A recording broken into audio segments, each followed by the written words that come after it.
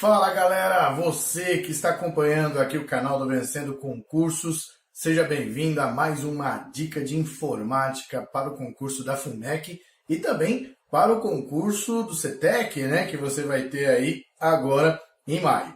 Então olha só, acompanha direitinho as dicas que eu separei para você para que você possa gabaritar a informática, beleza? Então vamos lá, acompanha aí. Seja bem-vindo a mais uma aula. Eu sou o professor Fábio Augusto, professor de informática, e hoje a gente vai falar sobre sistema operacional, conceitos básicos.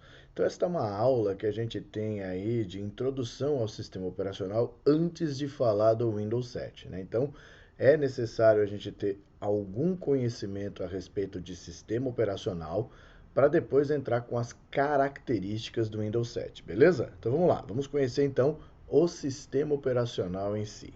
Então, a primeira coisa que a gente precisa definir é a palavra sistema operacional. O que vem a ser o sistema operacional? Então, se a gente falar ao pé da letra, sistema operacional quer dizer um sistema que vai tornar o computador operacional. Sem um sistema operacional, o computador não tem nenhuma utilidade, porque é a partir dele que todas as ações podem ser feitas, né? Então, é necessário ter a presença de um sistema operacional. Ele é como se fosse um sistema base para o funcionamento do computador. Aí eu coloquei aqui numa linguagem bem mais fácil para a gente entender como é que funciona o sistema operacional. Então, o sistema operacional, né, sob a sigla SO, é como se fosse o guarda de trânsito do computador. O que isso quer dizer? O guarda de trânsito ele não orienta o tráfego lá fora, então quais os carros que devem trafegar, os carros que devem parar. Então, o sistema operacional dentro do computador faz a mesma coisa, mas com os componentes internos, dizendo o que cada componente deve fazer e quando fazer. E aí eu coloquei aqui algumas frases de efeito que são frases que você vai me responder, né, com toda a sinceridade do mundo, se você entende ou não. Então vamos lá. A primeira frase é: o sistema operacional gerencia aplicativos e o hardware do computador. Você entende o que isso quer dizer? Quando a gente fala o sistema operacional gerencia aplicativos e o hardware do computador, a gente tem que pensar no seguinte: vamos para uma situação prática. Você aí na sua casa está usando o Windows e dentro do Windows você tem o Word instalado. Então você está lá digitando um texto no Word. Quando você termina de digitar esse texto, você clica em imprimir. A pergunta que eu te faço é: quem mandou a impressora imprimir? Word ou Windows? Aí você para, pensa, analisa e aí fala: eu cliquei no Word para imprimir, então foi o Word que mandou a impressora imprimir. Aí eu vou te fazer uma outra pergunta: onde a impressora está instalada? No Word ou no Windows? Aí você vai analisar e pensar: pô, eu instalei a impressora no Windows, não no Word. Então quem mandou a impressora imprimir? O Windows, o sistema operacional, é ou não é? Então, quando a gente lê lá, ó, o sistema operacional gerencia aplicativos e o hardware do computador, é exatamente isso que a gente acabou de analisar. Quem são os aplicativos? Word, Excel, PowerPoint e todos os outros programas que a gente instalou dentro do Windows. E o hardware do computador? A impressora, o mouse, o teclado, a webcam, qualquer hardware, qualquer equipamento conectado ao computador, cabe ao sistema operacional fazer esse gerenciamento. Beleza?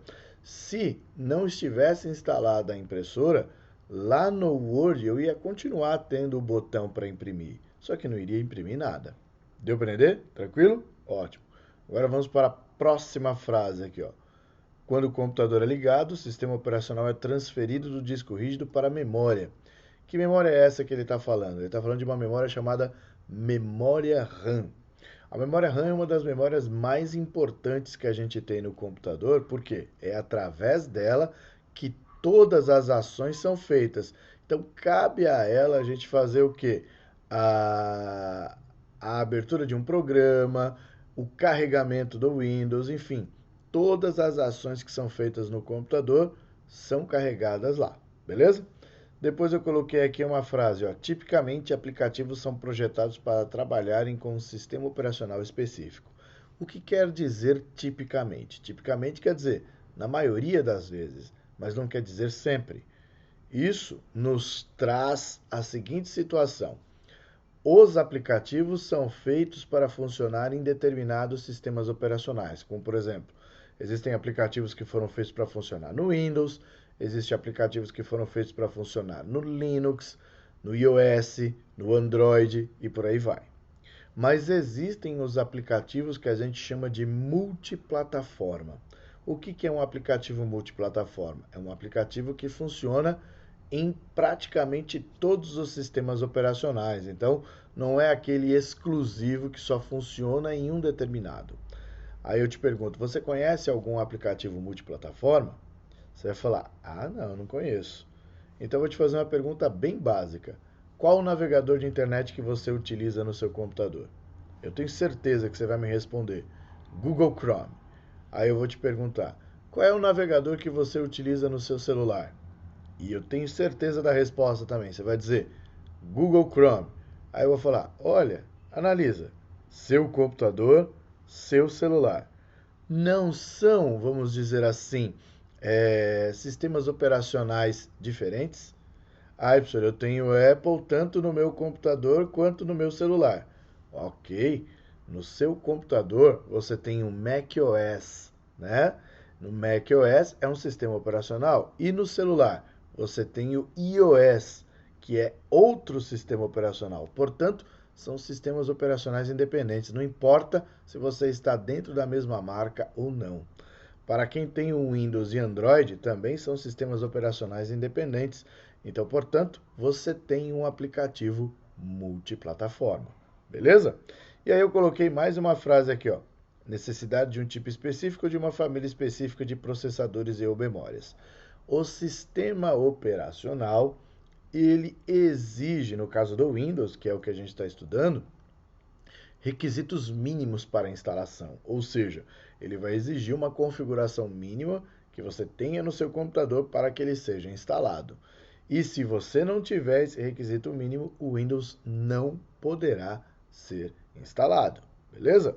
Então, a partir do momento em que você vai fazer a instalação de um sistema operacional, é necessário verificar se você tem a quantidade X de memória, o processador Y e o espaço adequado no seu HD para poder abrigar o seu sistema operacional. Beleza? Tranquilo? Ótimo. Continuando, galera, a gente tem aqui mais funções dos sistemas operacionais. Ó, primeira função do sistema operacional é inicializar o computador, deixar o computador pronto para uso. Depois, ele vai gerenciar todos os programas que estão instalados.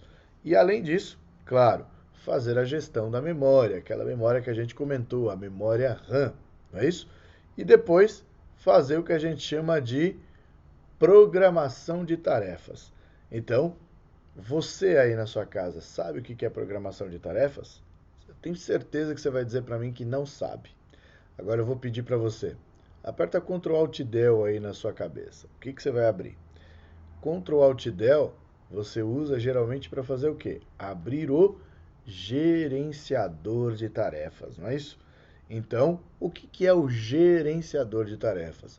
O gerenciador de tarefas é um aplicativo que a gente tem dentro do sistema operacional Windows que permite que a gente possa ver as tarefas que estão em andamento no computador nesse momento.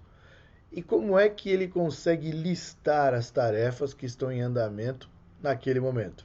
Através do que a gente chama de programação de tarefas. Então, sabe qual que é o nosso problema em relação a provas de concurso? É que a gente não associa ao que está escrito na prova ao que a gente usa no nosso dia a dia. E é justamente isso que eu quero fazer com você. Você tem que associar aquilo que você vê na prova ao que você faz no seu dia a dia com o computador. A partir do momento que você fizer isso, as questões de informática tendem a ser bem mais fáceis para você. Beleza? Depois eu coloquei aqui, ó, configuração de dispositivos. A gente falou a respeito da impressora, lembra? Que a impressora precisa ser instalada no sistema operacional. E é justamente isso que a gente tem ali na configuração de dispositivos. Todos os dispositivos são instalados no sistema operacional, beleza? E temos também aqui o controle da rede. O que é o controle da rede? Hoje, que tipo de configuração você precisa fazer no seu computador para colocar ali o seu computador na rede, ou seja, colocar o seu computador na internet. Que configuração você faz para colocar o seu computador na internet? Aí você vai falar para mim, professor, eu configuro a rede. Tá, tudo bem, beleza. Que configuração que você faz? Eu vou lá, localizar minha rede e ponho minha senha no Wi-Fi. E o que mais? Mais nada. Por que você não faz mais nada? Porque o controle da rede é responsabilidade do sistema operacional. Então, antigamente você tinha que fazer uma configuração mais robusta. Hoje não, hoje você não precisa. Por quê? Porque o controle da rede é responsabilidade do sistema operacional. Beleza? Aí eu coloquei aqui para você também uma outra informação. Monitoração do desempenho. O sistema operacional faz o monitoramento de todas as ações que são feitas no computador. Então, através do gerenciador de tarefas, ele traz para você a quantidade de memória que está sendo ocupada naquele momento por aquelas ações e também o uso de CPU. Você já viu isso no gerenciador de tarefas? Não? Então vamos ver. Acompanha comigo aqui agora. Ó. Então eu já deixei aberto aqui o meu Windows 7. Vamos ver aqui, ó. O Windows 7 já está aberto. Vamos dar um zoom aqui para você acompanhar de perto comigo. Então o Windows 7 já está aqui. O que a gente vai fazer? Nós vamos abrir o gerenciador de tarefas. Para abrir o gerenciador de tarefas, eu posso clicar com o botão direito do mouse em cima da barra de tarefas. Não existe necessidade de apertar o Ctrl Alt Del.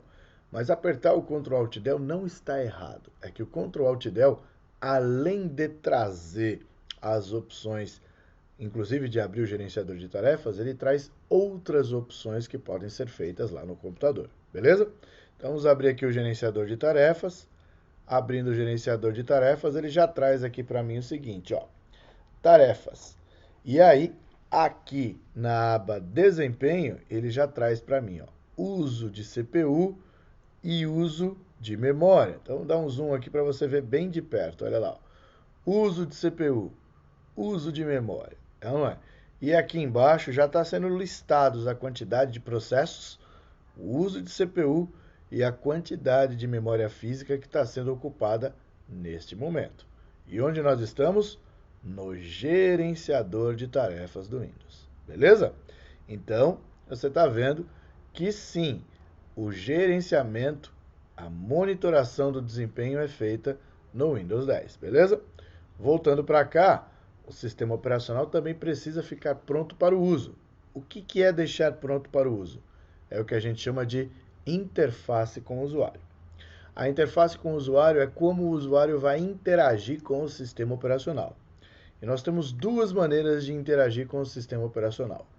Podemos interagir através da interface com linhas de comando, que é essa interface aqui que você está vendo, e também temos a interface gráfica, que é a interface onde a gente trabalha com o mouse, onde a gente trabalha com o dedo quando a tela é touchscreen. Muito bem, antigamente o computador ele tinha só um tipo de interface, que era essa interface aqui, ó.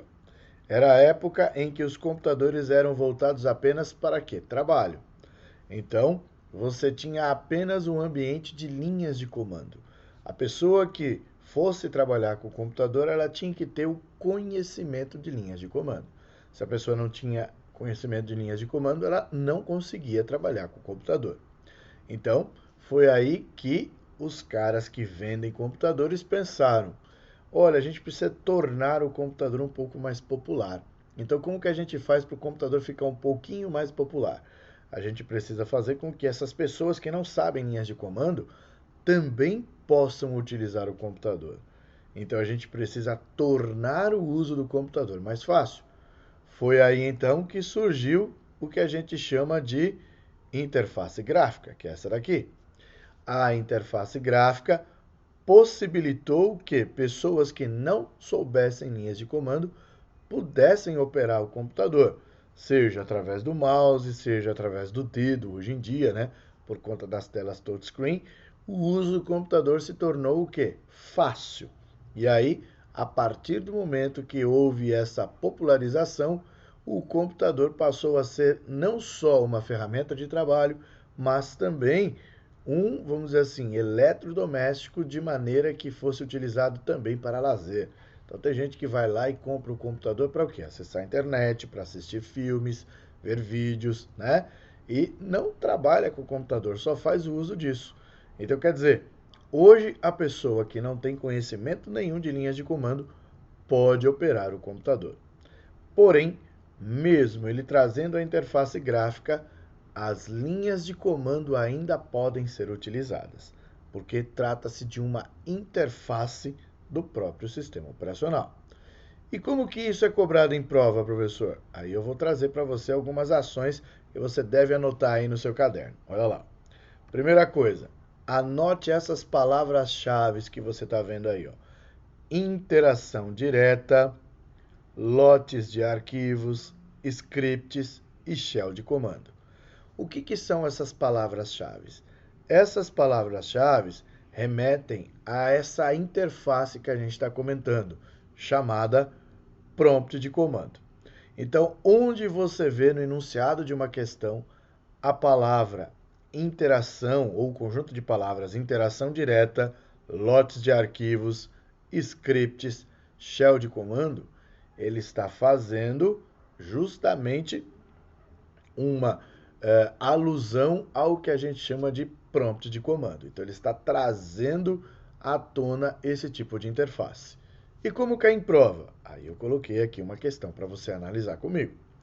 Nos sistemas operacionais Microsoft Windows, a interação direta, não gráfica, entre o usuário e o sistema operacional na qual ele pode criar e editar arquivos de lotes é proporcionada pelo uso do teclado virtual, Windows Update, Microsoft Access, prompt de comando ou Windows Movie Maker.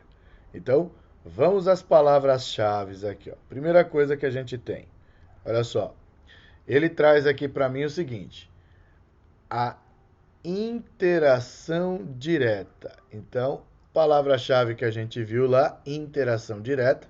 Depois ele traz aqui, ó, não gráfica. Então, o que eu costumo falar? Galera, é o seguinte, a VUNESP é uma organizadora que costuma trazer questões relativamente fáceis, principalmente na parte de informática. Então, quando você vê ali entre parênteses, não gráfica, o que a VUNESP está falando para você? Pelo amor de Deus, filho, acerte esta questão. É ou não é? Porque existe dois tipos de interface. A interface gráfica, que é aquela que a gente usa o mouse para clicar nas coisas, e a interface não gráfica, que é a interface através de linhas de comando. Só, não existe outro tipo de interface. Então ele já colocou entre parênteses qual é a resposta.